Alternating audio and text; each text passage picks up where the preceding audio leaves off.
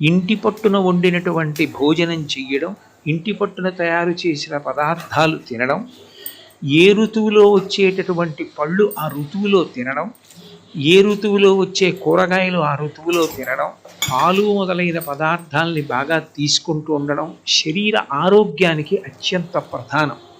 మీరు ఎంత బాగా చదువుకోండి, మీరు గట్టిగా ఒక అంతస్తు మెట్లు ఎక్కలేకపోతే, మీరు ఒక గంట సేపు నిలబడలేకపోతే, ఒక గంటన్నర సేపు మీరు మాట్లాడలేకపోతే, అప్పుడు మీరు ఎంత చదువుకున్నప్పటికీ కూడా మీ శరీరం మీకు సహకరించట్లేదు కాబట్టి మీరు సమాజానికి ఉపయుక్తం కాలేదు. మీరు బాగా ఉపయోగపడడం అన్నది ఎప్పుడు సాధ్యమవుతుంది అంటే మీ శరీరం మీకు సహకరించడం బాగా ఉండాలి.